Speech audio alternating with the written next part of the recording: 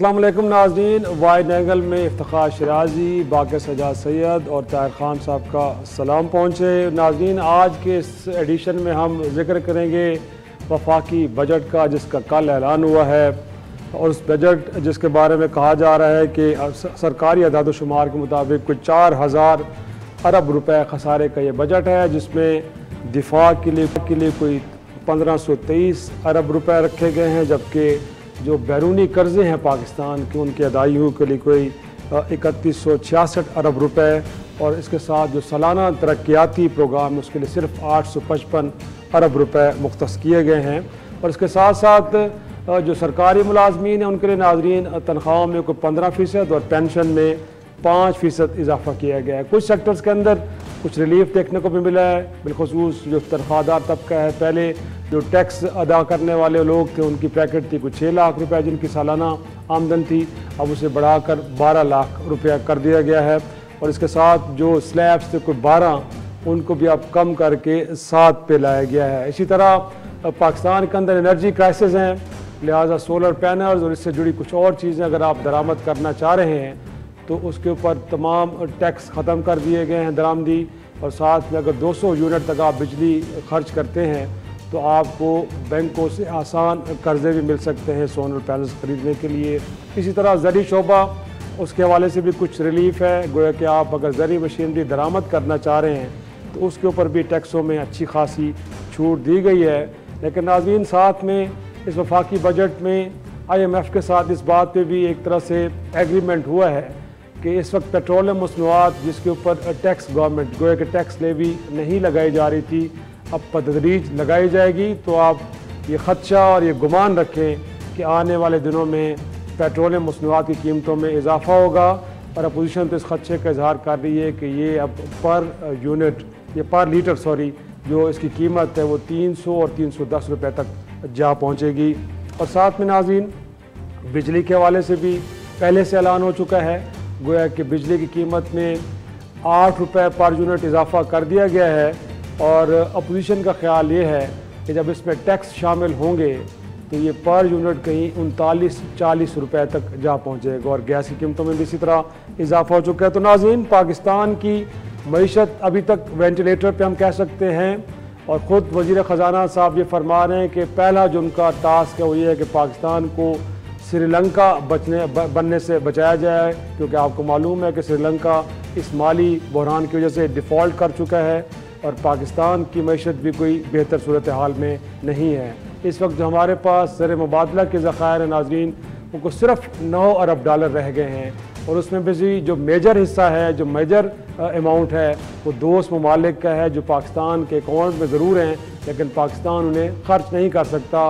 और मईशतदान कहते हैं कि मुल्क की दुनिया की जो कमज़ोर तरीन मईशतें होती हैं उनके पास भी 3 माह के इम्पोर्ट बिल के पैसे ज़र मुबादला में होने चाहिए। लेकिन पाकिस्तान की सूरत हाल इस वक्त ये है कि हमारे पास सिर्फ 40 दिन के इम्पोर्ट बिल के पैसे पड़े हुए हैं।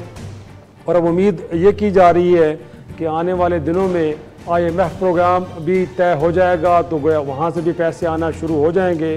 तो उसके बाद हम कह सकते हैं कि हमारी मईशत के लिए कुछ सांस लेने की उम्मीद बन पाएगी।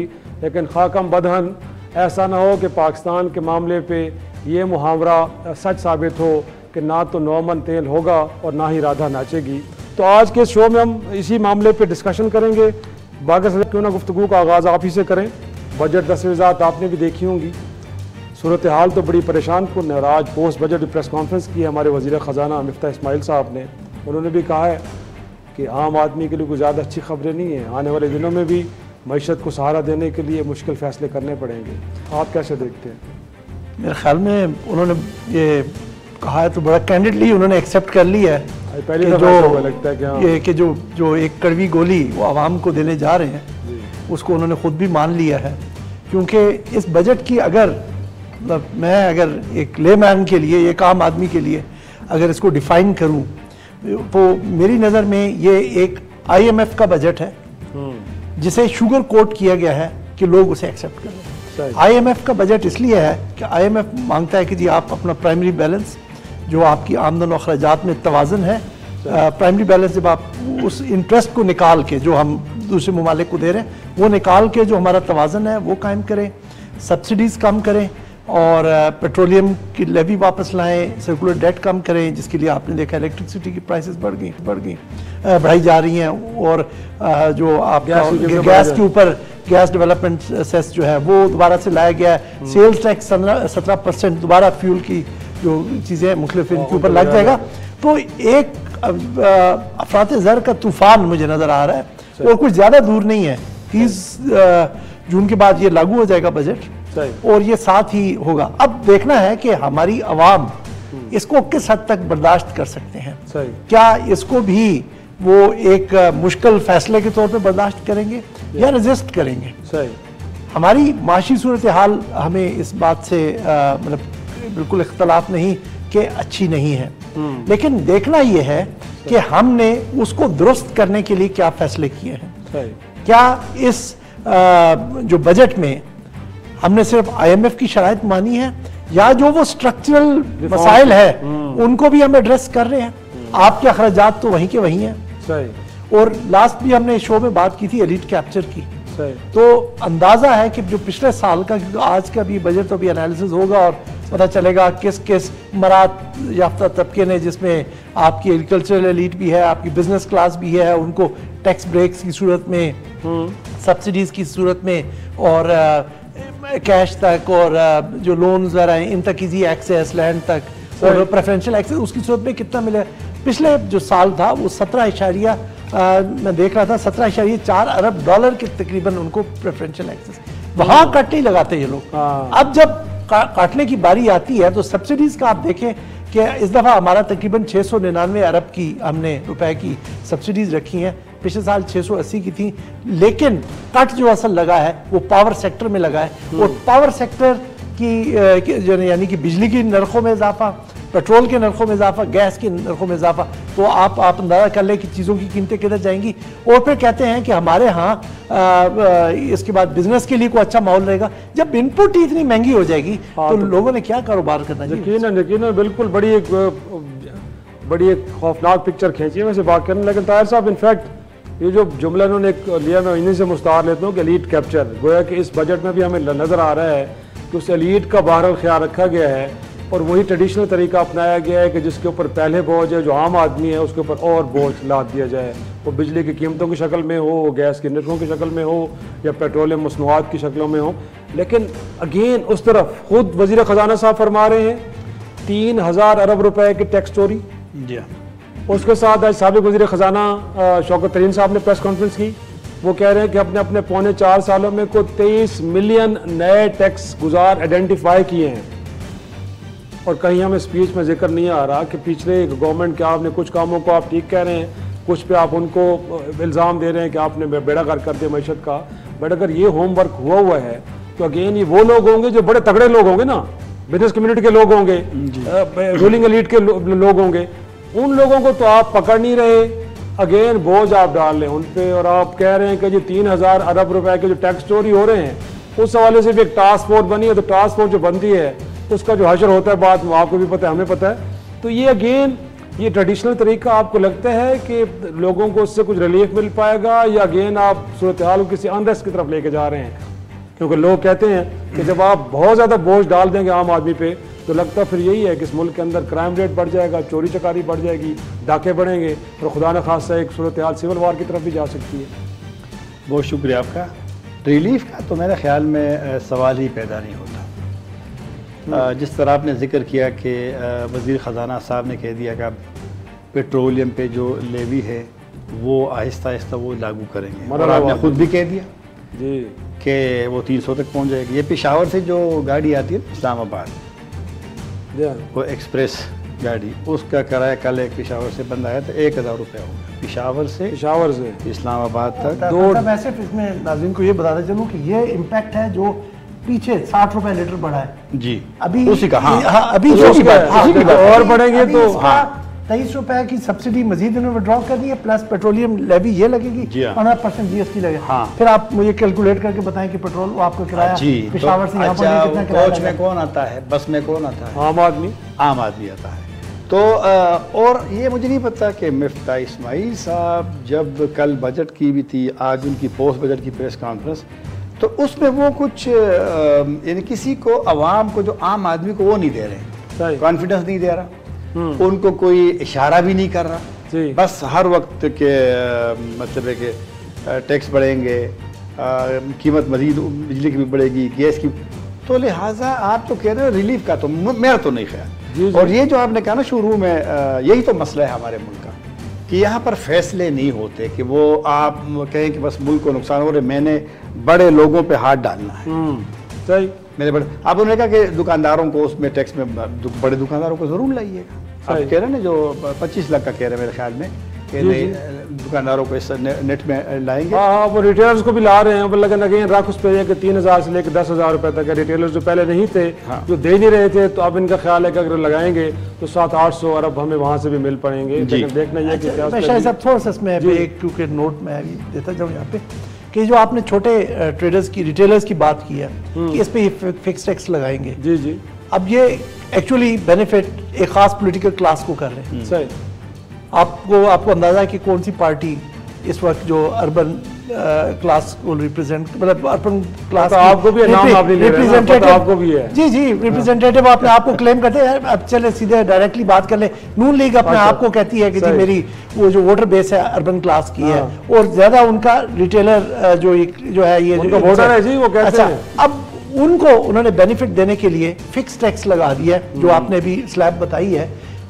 और जो कुछ हुकूमत, जो पिछली माजी में हुकूमत ने, मैं अब पीटीआई की नहीं कह रहा हूँ, लेकिन एक हमें इस पूरे मरहले से गुजरना पड़ा डॉक्यूमेंटेशन का। जी जी, अब आपने वो सारी डॉक्यूमेंटेशन की जो प्रोग्रेस हुई थी वो सबको रिवर्स कर दिया। अब ये इन्होंने एक अपने नैरो पॉलिटिकल गोल के लिए किया। अब अगली हुकूमत चाहे 1 साल बाद आती है, चाहे 6 महीने बाद आती है, उसे वापस फिर डॉक्यूमेंटेशन पे जाना है, फिर उनके ये रिटेलर्स के साथ वही जो मुजाहरे होंगे। अब वो पिछली हुकूमत को कहते हैं ना जी हम वो लैंड माइन्स बिछा गए थे, तो क्या ये लैंड माइन्स नहीं बिछा के जा रहे हैं? डॉक्यूमेंटेशन जो है वो आपको करनी पड़ेगी। इस सिस्टम दुनिया भर में डॉक्यूमेंटेशन के अलावा कोई इकोनॉमी भी नहीं चल रही। इन्होंने वो जो एक रिक्वायरमेंट थी कि एक शनाख्ती कार्ड देना पड़ेगा खास लेवल से ऊपर परचेज के, वो भी विड्रॉ कर ली। ये अब अपनी जो डॉक्यूमेंटेशन का खत्म कर रहे हैं ना, अब बिल्कुल सही बेनिफिट करने के लिए बिल्कुल सही कह रहे हैं कि छोटे छोटे दुकानों में लोग दिन का 5-5 लाख रुपए का बिजनेस भी कर रहे हैं, और आप उनको कह रहे हैं कि 3 से 10 हजार रुपए दें तो बस ठीक है, आपके पास FBR के लोग नहीं आएंगे। नाज़रीन, एक छोटा सा ब्रेक और बाद, ये तो छोटे ताजरों की बात है, बड़े ताजरों को भी जो रिलीफ अभी तक मिल रहा है, और इस नाम पे मिल रहा है कि इस मुल्क की एक्सपोर्ट बढ़ाएंगे। एक्सपोर्ट तो नहीं बढ़ी, बट वो अभी तक वो रिलीफ ले रहे हैं। क्यों ले रहे हैं, क्या वो भी जारी रहना चाहिए कि नहीं रहना चाहिए? एक छोटी सी ब्रेक के बाद डिस्कस करेंगे। प्रोग्राम में एक बार फिर खुश आमदेद। तार साहब, इनफैक्ट गवर्नमेंट का क्लेम, और पिछली गवर्नमेंट ने भी ये दिया, हम नहीं कह सकते कि इस गवर्नमेंट का फैसला है, लेकिन LNG जो इस वक्त दुनिया में महंगी हो चुकी है, अब उसकी कीमत को $25 से $30 MMBTU है।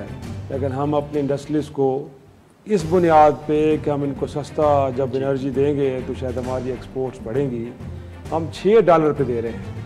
इतना बड़ा नुकसान कर रहे हैं, और उसके अगेंस्ट जो हमारे फिगर्स हैं हमारे पास एक्सपोर्ट इंपोर्ट के, हमारी इंपोर्ट्स माशाल्लाह $75 बिलियन, $75 अरब के हम इंपोर्ट करते हैं, और उसके मुकाबले में जो हमारी एक्सपोर्ट्स हैं वो सिर्फ $31 अरब हैं।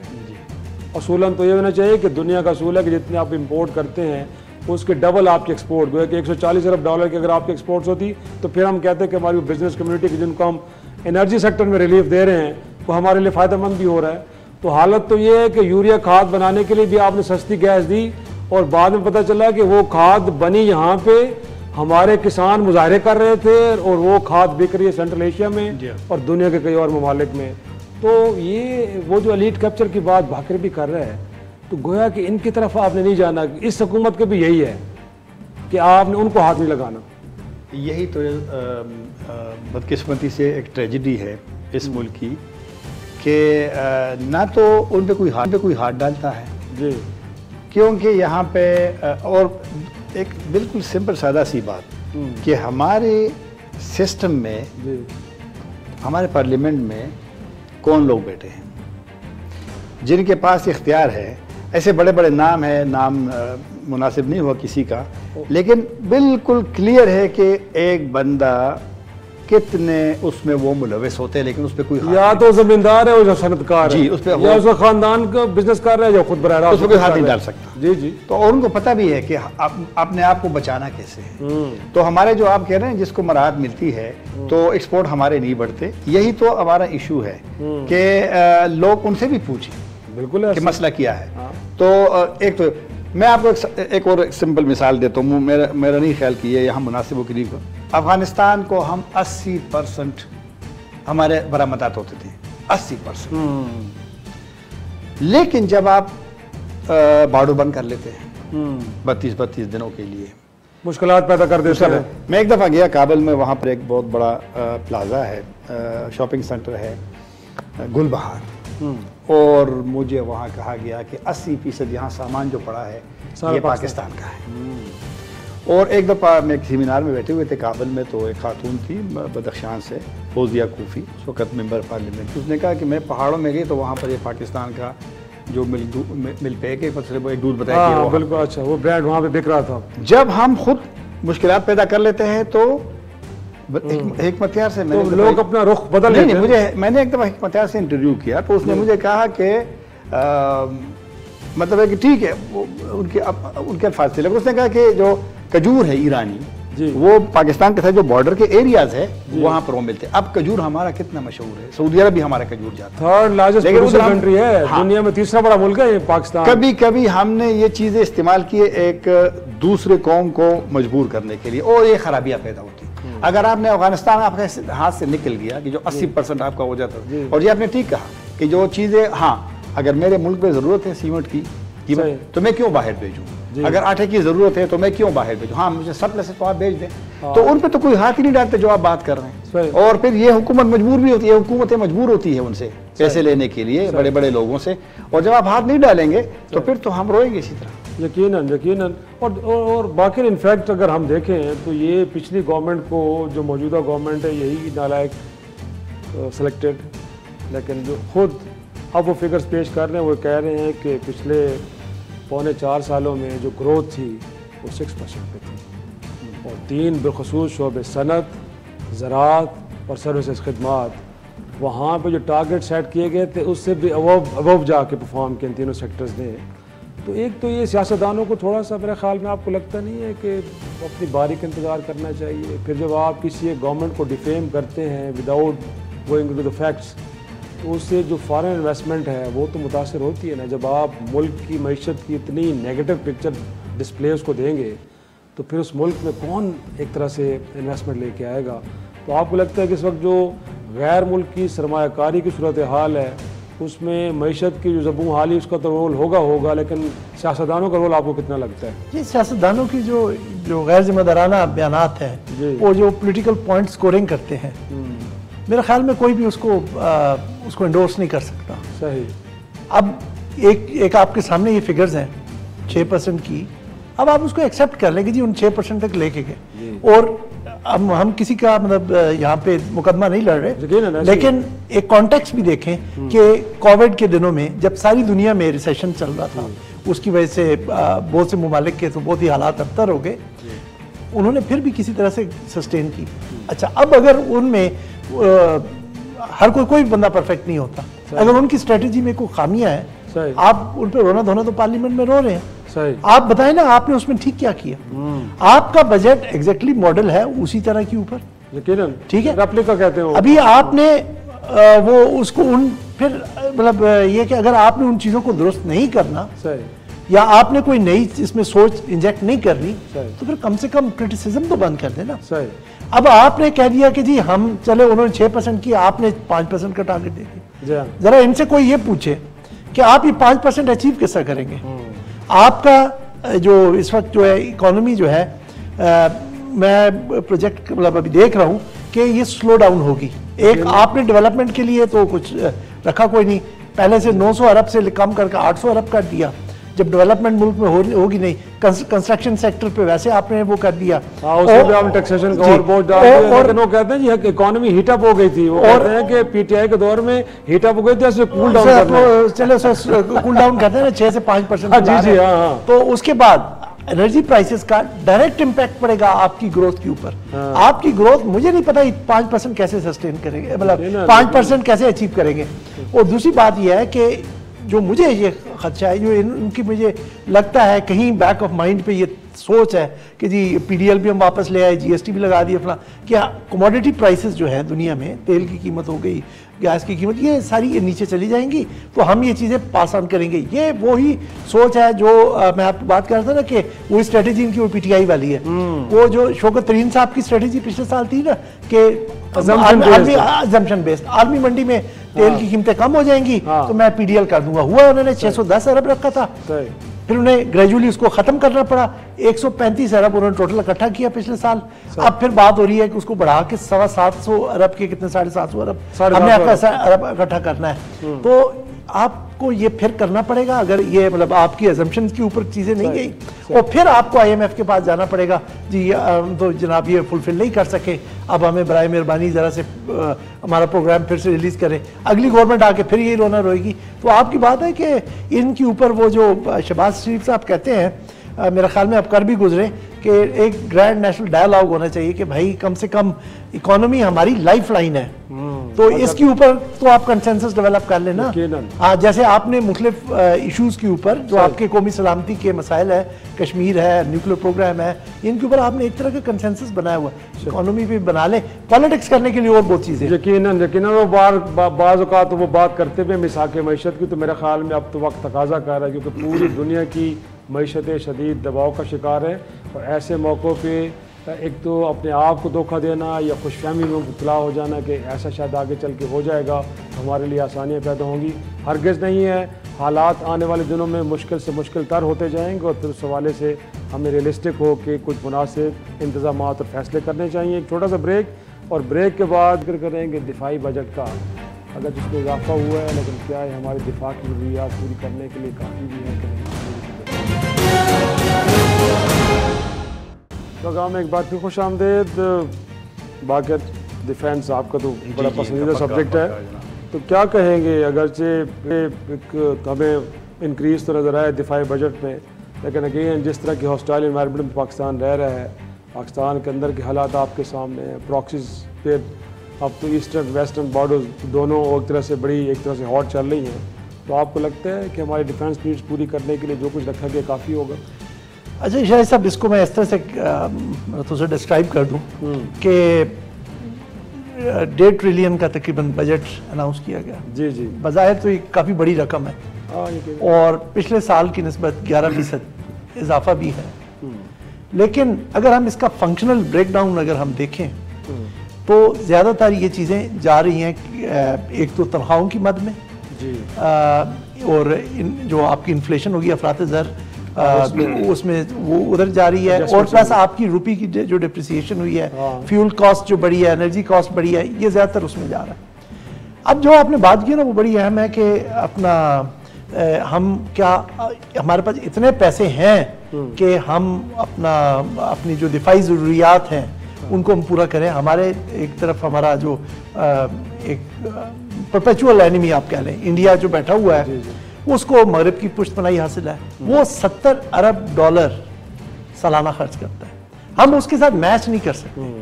हमारा बजट तकरीबन 9-9.25 अरब डॉलर की तकरीबन बनता है, ना ही हम मैच करने को कह रहे हैं कि लेकिन हमने चूंकि एक आपको पता है कि तनाव की सूरत हाल मुसलसल है। अभी हमने बालाकोट वाला वाक़या देखा जहाँ पे हमने उनका जहाज़ गिराया भी था, तो हमें एक ख़ास लेवल की तैयारी रखने की ज़रूरत है। और इस तमाम जो फ़र्क है हमारे जो अखराजात में, हमारे उनके 70 अरब और हमारे 9-9.25 अरब के दरमियान, इसकी वजह से जो हमारा कन्वेंशनल जो बैलेंस है ना, जो रवायती बैलेंस है, वो उसमें बिगाड़ बहुत आ रहा है। मतलब उनकी अफवाज कितनी मजबूत है, हमारी अफवाज कितनी मजबूत है, मतलब असले के एतबार से। मैं इनकी जंग लड़ने की उसकी जज्बे की नहीं बात कर रहा, वो टैंक कितने हैं वर्सेस गन्स, नंबर्स की बात कर रहे हैं, तो वो उस लिहाज से अददी एतबार से वो ज़्यादा है। अच्छा, उस कमी को पूरा करने के लिए पाकिस्तान न्यूक्लियर डेटरेंट पे रखता है, लेकिन ये भी आप साथ साथ देखें कि न्यूक्लियर डेटरेंट की एक यूटिलिटी खास हद तक है, उसके बावजूद उसके नीचे उस अम्ब्रेला के नीचे कॉन्फ्लिक्ट हुआ है। ये बालाकोट वाला एक वाक़या हुआ है, उससे पहले भी आपने वाक़यात देखे वो जो एक उन्होंने क्लेम किया था सर्जिकल स्ट्राइक अपनी जो उन्होंने की थी, झूठी एक क्लेम लगाया था, और ऐसा कि बेशतर वाक़या कारगिल मिसाल के तौर पे हुआ था। तो इसके लिए ये वक्त आ गया है कि हम अपनी जो है कि कन्वेंशनल जो कैपेबिलिटी है, जो रवायती अपना, उस पर भी तवज्जो दें। अभी जो हमारा 70% जो हमारा दिफाई बजट है, जैसे मैंने पहले बात किया, तनख्वाहों पर, राशन पर, फ्यूल पर जा रहा है, तो बड़ा थोड़ी कलील मिकदार रह जाती है जो हम अपना असला खरीदने पे लगाएं। और लेकिन अगर हमने अवामी राय को ज़रा मुतमिन करना हो कि जी चूँकि हमारे हालात बहुत ख़राब है तो दिफा पे इतना पैसा खर्च हो रहा है, तो उनको भी ये रखना चाहिए कि जो ओवरऑल बजट का साइज जो हमारा खर्च हमारे साल करते हैं तकरीबन 16% ही है दिफा के ऊपर, तो इस साल भी 16% है। और जो इकोनॉमी के तनासुब से जीडीपी का हम जैसे तनासुब कहते हैं, तो हमारा खर्चा कम होकर 1.94% पे चला गया, जो किसी ज़माने में 2.5% ऑफ जीडीपी हम दिफा पे खर्च कर रहे थे। तो ये सारी चीज़ें जो एडजस्टमेंट्स अभी हो रही हैं दिफाई सेक्टर में। सही सही। लेकिन ताहिर साहब वो कहते हैं ना कि भाई गाड़ी की स्पीड करने के दो तरीके, या तो आप ब्रेक पे पाँव दबा दें या फिर ये कि रेस से पाँव हटा लें। तो अब लगता है कि पाकिस्तान जैसी मईशत जिसमें अब इतनी जान नहीं है कि वो डिफेंस के लिए इतना आगे जाए जिस तरह के हमारा एक रिवायती एनिमी इतना खर्च कर रहा है। दूसरा तरीका फिर ये है कि हम डिस्प्यूट रेजोल्यूशन की तरफ जाएं, ये भी तो एक हल होता है ताकि हमारी डिफेंस के हवाले से जो नीड्स हैं वो कुछ नीचे आ जाएं। तो आपको लगता है कि अब उस हवाले से भी हमारी पॉलिटिकल जो एलीट है या रूलिंग पार्टीज़ हैं उनको अब सोचना चाहिए कि क्योंकि मईशत अब ये बोझ सहारने के काबिल नहीं रही और आने वाले वक्तों में और ज़्यादा मसाइल पैदा होंगे, तो इन डिस्प्यूट रेजोल्यूशन के हवाले से भी एक बड़ी कम्प्रिहेंसिव और एग्रेसिव अप्रोच को अपनाया जाए। बिल्कुल होना चाहिए। और आपको याद होगा जब शहबाज शरीफ साहब ने जब वज़ीर आज़म बने तो उन्होंने नरेंद्र मोदी साहब से जब टेलीफोन पे बात भी हुई तो एक ख्वाहिश का इज़हार तो इधर भी है उधर भी है। अब आगे कौन जाएगा, प्रैक्टिकल स्टेप कौन लेगा, ये अब हमारे उस पर डिपेंड करता है कि कैसे होगा। तो मेरे ख्याल में बिल्कुल उस तरफ जाना चाहिए। और दूसरी बात नहीं करते ना हम, बस इस पे भी पॉलिटिकल पॉइंट स्कोरिंग होती रहती है। नहीं करनी चाहिए, नहीं करनी चाहिए। दुनिया जो देखो ना, एक यूक्रेन और रूस के तनाज़ से कितनी पूरी दुनिया एक ये जो सूरत हाल है हमारी वाली भी, ये भी तो उसमें तो थोड़ा हिस्सा है ना उनका, या पूरी दुनिया में है। मेरे ख्याल में जिस तरह अफगानिस्तान में मसला हल हो गया, हालांकि हम पे प्रेशर भी कम हुआ है। आपके ट्राइबल अजला में अब कोई ऑपरेशन बड़ा नहीं है, सही ठीक है जनाब। आपको अफगानिस्तान से अगर पहले वहाँ पे कोई इश्यूज थे बॉर्डर का, अब उतने नहीं रहे, तो लिहाजा कुछ ना कुछ तो हमारे मतलब कोई बड़ा वो नहीं हो रहा। तो और दूसरी बात यह है कि सबको कुर्बानी देनी पड़ेगी, सबको। मुझे इतना अफसोस हुआ कि अब ये जो बलूचिस्तान में आग लग गई थी शीरानी में और चलगोजे के, उसमें ईरान ने हमें जहाज दिया और फिर वो तो उस पे काबू पाया। अब उनके पास बड़ा जहाज है, हमारे पास क्यों नहीं है? और अभी तो जनाब हर जगह पर आग लगी हुई है खैबर पख्तूनख्वा। तो लिहाजा हम पैसा फिर कहाँ खर्च करते हैं कि हमारे पास कोई वो ही ना हो। तो लिहाजा कुर्बानी सबको देनी पड़ेगी। और ये बिल्कुल आपने सही कहा कि मसाइल के हल की तरफ जाना चाहिए। सही भाई, एक नोट ऑफ डिसेंट छोटा सा, इससे पहले कि आप अपना सेगमेंट कंक्लूड कर लें, कि इसमें पाकिस्तान की तरफ से हमेशा से ख्वाहिश रही है कि मसाइल का हल हो, लेकिन रुकावट किसकी तरफ से आ रही है? अब आप देख लें कि दूसरी तरफ भारत में एक हिंदू सुप्रीमिस्ट किस्म की गवर्नमेंट है जो पाकिस्तान से बात ही नहीं करना चाहती। पाकिस्तान किससे जाके बात करे? दीवारों से नहीं बात करनी है। यहाँ पे भी अगर नवाज शरीफ दौर में कुछ स्टेप्स लिए गए ट्रेड बढ़ाने के हवाले से, या इमरान खान साहब के दौर में कुछ हुआ, तो इल्ज़ाम यहाँ पे पॉलिटिकल फोर्सेस ने रूलिंग पार्टी पे लगाया कि उन्होंने कश्मीर का सौदा कर दिया है। तो जब इस तरह की नॉन सीरियस अप्रोच आएगी, नहीं, तो लेकिन जो भी रूलिंग पार्टी होगी वो बड़ा अपने आप को डिस्टेंस करती होगी, इस मसले में तो हाथ नहीं डालना, क्योंकि गद्दारी का इल्जाम लग जाता है। नहीं, वो गद्दारी वाला वो एक डोमेस्टिक डिबेट है, लेकिन इस वक्त उससे बड़ा एक स्टेलमेट आया हुआ है कि मोदी की हुकूमत पाकिस्तान से बात नहीं करना चाहती, और उसके पीछे जो सोच है वो हिंदू गलबे की सोच है, और वो इंडिया को एक रीजनल पावर के तौर पे देख रहे हैं। और सिर्फ ये नहीं है कि इंडिया खुद से सोच रहा है, उसको पूरी मगरब की पुष्टपनाही हासिल है। वो क्यों आपसे बात करेगा? सही, लेकिन इसके लिए आपको अपना दिफा जब तक आप मजबूत नहीं रखेंगे, आपको कोई आपको जो है ना सीरियसली नहीं लेगा। लेकिन अगेन वो जो ताहिर साहब, इससे पहले कि हम इस सेगमेंट को कंक्लूड करें कि डिस्प्यूट रेजोल्यूशन के हवाले से जो हमारी अप्रोच है, गोया कि हर बार हम वाशिंगटन की तरफ देखते हैं कि मसला कश्मीर हल करवाना है तो हम अमेरिका से दरखास्तें कर फिर रहे होते हैं, बट जो रीजनल पावर्स हैं और रीजनल ममालिक हैं उनकी तरफ हम हाथ नहीं बढ़ाते। वो ईरान हो, वो चीन हो, वो रूस हो, या दीगर हमारे ममालिक जो करीब पड़े हैं उनसे बात नहीं करते, बट हमने अमेरिका से बात ज़रूर करनी है, इन ममालिक से नहीं करनी। तो ये अप्रोच भी लगता है कि बड़ी गलत है और ये भी हमें नुकसान पहुंचा रही है। बिल्कुल गलत है। क्योंकि पाकिस्तान का एक मौक़िफ़ रहा है, ईरान का भी मौक़िफ़ था कि अफगानिस्तान का मसला इस रीजन का है, इस रीजन में हल होना चाहिए। हमें जब डोनाल्ड ट्रंप साहब ने कहा कि मैं कश्मीर के लिए सालिसी का किरदार अदा करना चाहता हूँ, तो यहाँ पर बहुत ज़्यादा बस एक कि बस मसला हल ऐसा नहीं है, ऐसा नहीं है। तो लिहाजा ये बिल्कुल आप लोगों की वो दुरुस्त है कि जो चीन है, रूस है, रूस के अब कितने अच्छे ताल्लुकात हैं, लेकिन अगर हम अमेरिका से तवक्को करते तो उनसे क्यों नहीं करते? सही। तो लिहाजा करना चाहिए, क्योंकि यकीनन बजट से बाद फॉरेन रिलेशन की तरफ चलने के लिए दोबारा इसको वापस बजट की तरफ लेके आते हैं। नाज़रीन, छोटा सा ब्रेक, और ब्रेक के बाद वो ओवरसीज़ पाकिस्तानी के जो हज़ारों अरबों डॉलर इस मुल्क में भिजवाते हैं, इस उम्मीद के साथ कि इस मुल्क में वो पैसा आएगा और उसकी तरक्की पे खर्च होगा, इस मुल्क की इकॉनमी बेहतर होगी, वो क्या सोचते हैं, बैरून मुल्क बैठे पाकिस्तानी से बात करते हैं ब्रेक के बाद। प्रोग्राम में एक बात में खुश आमदेद। हमारे साथ मौजूद हैं अमजद अली सैयद साहब, आप इंटरनेशनल प्रोफेशनल काउंसिल UK के सरबराह हैं और साथ में आप चेयरमैन हैं ओवरसीज़ पाकिस्तानी फाउंडेशन UK के। बहुत शुक्रिया अमजद अली सैयद साहब वक्त देने के लिए। हम अपने प्रोग्राम में पाकिस्तान की मईशत, इस मुल्क के जो सियासी मामलात हैं उनके ऊपर भी डिस्कशन कर रहे हैं, तो हम चाहेंगे कि आपसे भी कुछ इनपुट लें। अमजद साहब, इनफैक्ट इसमें कोई शक नहीं है कि पूरी दुनिया की मईशतें रिसेशन का शिकार हैं, एक दबाव फील कर रही हैं, लेकिन पाकिस्तान में कुछ जो पैनिक की फिजा है कुछ बहुत ज़्यादा है, और अभी लग रहा है कि खुदा न खास्ता हम जो श्रीलंका के हालात है उस तरफ बढ़ रहे हैं। ऐसा ना हो कि हमारी जो कंट्री है वो डिफ़ॉल्ट कर जाए। तो क्या कहेंगे सर, आपको क्या लगता है कि पाकिस्तान इतना बड़ा मुल्क, 5वां बड़ा मुल्क दुनिया का, इतना बड़ी आबादी, लेकिन हमारी परफॉर्मेंस इकनॉमिक ग्राउंड के ऊपर कुछ ज़्यादा बेहतर नहीं है? ख़राबियाँ क्या आपको लगती हैं, क्या मसाइल हैं जिनको ठीक करके हम बेहतर आगे बढ़ सकते हैं? देखें, thank you very much Iftikhar साहब कि आपने मुझे लाइव दिया। आप पता है कि इस वक्त जो हमारी इकोनॉमिक सिचुएशन बहुत टायर है, बहुत ही कमज़ोर है, चूँकि कमज़ोर है, आपका रुपया दिन ब दिन डिवैल्यू है, आपकी इम्पोर्ट जो है वो ज़्यादा है, आपके पास जो पेट्रोल एक्सपोर्ट करते हैं, आपके पास इम्पोर्ट करते हैं, आपके पास एक्सपोर्ट कम है। इसकी वजह से पाकिस्तान की जो अपनी जो इकोनॉमी है वो इतनी इसलिए कि वो इन्वेस्टमेंट करे, अपने लोगों पे कोई प्रोजेक्ट शुरू करे ताकि आपकी इकोनॉमी को जो है ना एक इस तरीके से इस वक्त तो हालात तो यही है, कह रहे हैं कि हमें इस वक्त चाहिए किसी तरह से जो IMF का जो बेल आउट पैकेज है हम वो करें, क्योंकि अगर ये बेल आउट पैकेज हमें मिला पेमेंट करेंगे और थोड़ा बहुत जो पैसा मिलेगा उससे हम और डेवलपमेंट में या में लगाएंगे। जो IMF जो है ना उसने 3 कंडीशन आपको लिखी है।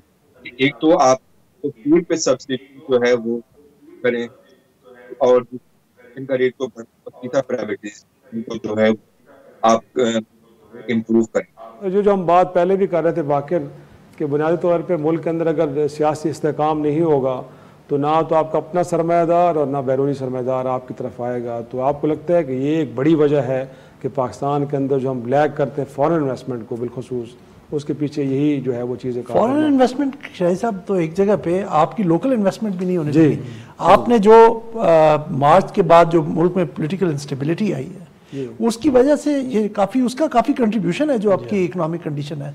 डॉलर के रेट में इंक्रीज या आपकी स्टॉक मार्केट पे जो असर पड़ा तो और यहाँ से कई इन्वेस्टर्स चले गए, तो ये पॉलिटिकल स्टेबिलिटी का डायरेक्ट तल्लक है इकोनॉमी के साथ। और इसलिए ज़रूरी है, जो मैं पिछले सेगमेंट में बात भी कर रहा था, कि एक ग्रैंड नेशनल डायलॉग होना चाहिए कि अगर मुल्क में हमारी किसी तरह की अंडरस्टैंडिंग हो जाए, एक तो इकोनॉमी पे हम यकसुई के साथ बात कर सके और दूसरा स्टेबिलिटी एक तरह की आ जाए कि हम दूसरे के मैंडेट को रिस्पेक्ट भी करना सीखें और किसी तरह की मतलब कॉन्स्पिरेसीज के थ्रू दूसरों के एक दूसरे की टांग ना खींचें, तो उससे उसका एक ऑफशूट या उसका एक इसका जो एक बाई प्रोडक्ट ये भी होगी कि हमारी इकोनॉमी बेहतर होगी। इकोनॉमी को स्ट्रक्चरल रिफॉर्म चाहिए, लेकिन एक कंपोनेंट उसका पॉलिटिकल स्टेबिलिटी भी सही। लेकिन तैयार है, आपको लगता है कि ये रियलाइजेशन अब कहीं ना कहीं सियासतदानों में है कि एक दूसरे की जो हम टांगें खींच रहे हैं ये बुनियादी तौर पर हम पाकिस्तान की टांगें खींच रहे हैं, क्योंकि अगर ऐसा होगा तो यकीनी तौर पर लोकल इन्वेस्टमेंट डरेगा, वो भी चाहेगा, क्योंकि माजी में हमने देखा है कि पिछले 1-2 दहाइयों में हमें कहा गया कि पाकिस्तान के जो सरमाएदार हैं वो कहीं दुबई में जाकर इन्वेस्टमेंट कर रहे हैं, वो थाईलैंड में कर रहे हैं, वो श्रीलंका में कर रहे हैं, इवन कि इंडिया में कर रहे हैं, बट अपने मुल्क में नहीं करना चाहिए। बांग्लादेश में कर रहे हैं, बांग्लादेश में कर रहे हैं। ये नहीं हो रही है, ये यहाँ पर एहसास नहीं हो रहा। अगर होता तो शायद मुल्क की हालत इस तरह ना हो। बल्कि मैं तो ये समझता हूँ कि अपोजिशन जो भी हो जी, वो खुश होते हैं कि पाकिस्तान को इस सूरत हाल का सामना है, क्योंकि वो ब्लेम करते हैं कि इनसे आवाम के पॉइंट स्कोरिंग के लिए हमें कुछ मवाद मिल जाएगा। बिल्कुल। देखो ना, अब यहाँ पर लोग क्यों तुर्की जा रहे हैं? यहाँ पर बहुत अफगान्स थे जो काम करते थे, होटल चलाते थे, पेशाब वो चले गए वहाँ, $2000 खर्च करते हैं, उनको फ्लैट मिलता है और उनको वहाँ वो भी मिल जाता है कि आप यहाँ पर रह भी सकते हैं। अमजद अली सैयद साहब हमारे साथ दोबारा आ गए। तो अमजद साहब, यही हम कोई सियासी अदम इस्तेकाम की बात कर रहे हैं, वहाँ बैठे आपको क्या लगता है, अगरचे ओवरसीज पाकिस्तान रेमिटेंसेस भिजवा रहे हैं, उनके अंदर भी कभी कभार में लगता है कमी आ गई है, तो आपको क्या लगता है पाकिस्तान के अंदर जो सियासी अदम इस्तेकाम है, ये बुनियादी वजह है कि हमारे जो बैरून मुल्क पाकिस्तानी भाई बैठे हैं वो भी ज़्यादा कंट्रीब्यूट नहीं करते और इस मुल्क के अंदर फॉरेन इन्वेस्टमेंट भी उस तरह नहीं आ रही जैसे कि आनी चाहिए?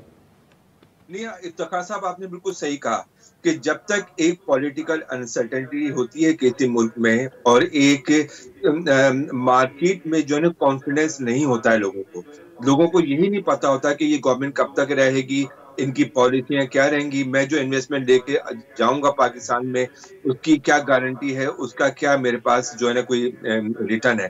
तो ये जब तक एक अनसर्टेनिटी रहेगी। दूसरी बात ये कि आपकी जो इकोनॉमिक जो रुपए की जो वैल्यू है वो आपकी पॉलिटिकल और मार्केट सिचुएशन से बहुत ज्यादा और पड़ता रहता है, डिवैल्यू होती रहती है। तो लोग प्लान नहीं कर सकते आहेड में कि अगर मैं $1 मिलियन लेके जा रहा हूँ पाकिस्तान में, इन्वेस्टमेंट करता हूँ पाकिस्तान में, इन रिटर्न में पाकिस्तान से क्या लेके आऊंगा। तो जब तक आपके पास जो है अनसर्टेनिटी रहेगी, आपके पास 3-3, 4-4 साल के बाद गवर्नमेंटें बदलती रहेंगी, आपके पास जो है IMF का प्रेशर रहेगा, जब तक आप अपनी खुद का जो एक गवर्नेंस है अपने मुल्क में उसे मजबूत नहीं करते, कि अगर आपके पास टैक्सेशन का कंट्रोल नहीं है, आपके पास प्राइवेटाइजेशन का कंट्रोल नहीं है, आपके पास हेल्थ एंड एग्रीकल्चर का कंट्रोल नहीं है, तो आप किस तरह से जो है दुनिया को बता सकते हैं कि we got a good governance, we got a good mechanism in place, we got a project, इसको हम आगे लेके जा रहे हैं, मार्केट हम बड़ा। पहले के शो का हम इख्तिताम करें, अमजद साहब मैं ये जानना चाहूँगा कि मुल्क के अंदर जो एक सियासी तब्दीली आई, एक रजीम चेंज आया है, इसको लेके जिसके नतीजे में अब आपसे जो वोट का हक आपको मिला था इस मुल्क में अब वो भी वापस ले लिया गया है, कैसे देख रहे हैं? लोग वहाँ पे खुश हैं या इस रजीम चेंज से नाराज नजर आ रहे हैं?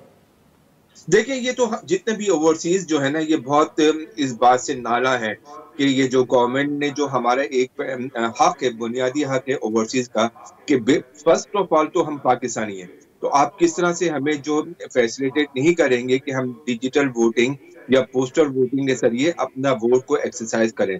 हर आदमी के पास ये फैसिलिटी नहीं है, सहूलत नहीं है कि वो पाकिस्तान में जाके वोट एक्सरसाइज करे। ये तो गवर्नमेंट ऑफ पाकिस्तान की जॉब है कि जितने भी उनके शहरी बाहर रहते हैं उनको फैसिलिटेट करे कि ताकि वो किस तरह से अपना वोट को डालें पाकिस्तान में। और बेहतरीन तरीका ओवरसीज के लिए यही है कि डिजिटल वोटिंग है और पोस्टल वोटिंग है। अब आप देखें कि 90 जो लाख जो लोग मौजूद हैं बेसिकली तो पाकिस्तानी है, उनके पास पाकिस्तानी पासपोर्ट भी है और तकरीबन 30% के पास जो है वो ओवरसीज की ड्यूल नेशन। तो आप 70% को किस तरह से अपने सिस्टम से बाहर निकाल सकते हैं?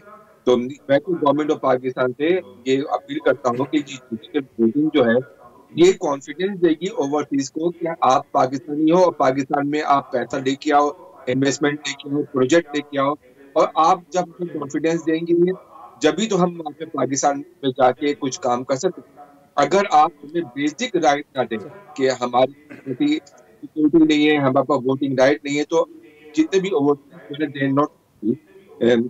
एक गवर्नमेंट आती है वो कहती है कि वोटिंग राइट है, उसमें काफी बिलियन खर्च करके आप मशीन लेके आते हैं, और एक गवर्नमेंट आती है अचानक ही ओवर द नाइट जाके बिल पास कराते हैं, उसमें सबको कर देते हैं। ये चीजें जो है ना बहुत हार्म कर रही है पाकिस्तान को, जिसकी वजह से बहुत सारे लोगों ने रोशन डिजिटल अकाउंट से अपने पाकिस्तान से निकलवा ली है, बहुत सारे लोगों ने स्टॉप इन्वेस्टमेंट इन पाकिस्तान। बहुत सारे लोग जो प्लान कर रहे थे किसी तरक्याती प्रोजेक्ट पाकिस्तान में, अभी उन्होंने अपने आप को होल्ड कर रखा है। अभी आप इसी वजह से देखेंगे कि पाकिस्तान की जो रिजर्व है वो एकदम कुछ कम हुए, तकरीबन $5 बिलियन का जो है उसमें फर्क पड़ा है। तो इसमें बहुत बड़ा हिस्सा जो है ओवरसीज का है जो है वो है कि वो एतमाद नहीं कर रहे हैं इस गवर्नमेंट को कि वो क्यों हमारे पैसे का सिक्योरिटी नहीं कर रहे, हमारे राइट को हम प्रोटेक्ट नहीं कर रहे, हमें रिस्पेक्ट नहीं दे रहे। तो ये आपको भी नजर आ रहा होगा पाकिस्तान के कि जो अचानक $5 बिलियन का जो एक फॉलो अप हुआ है उसके पीछे बहुत सारे बिल्कुल यकीनन इससे अंदाजा हो रहा है कि शायद वहाँ बैठे लोग पाकिस्तान की मौजूदा हुकूमत के फैसलों से कोई ज़्यादा खुश नज़र नहीं आ रहे। अमजद अली सैयद साहब, chairman overseas Pakistani foundation UK, बहुत शुक्रिया। और नाज़रीन, आज का शो यहीं ख़त्म करते हैं, इजाज़त दीजिए, खुदा हाफ़िज़।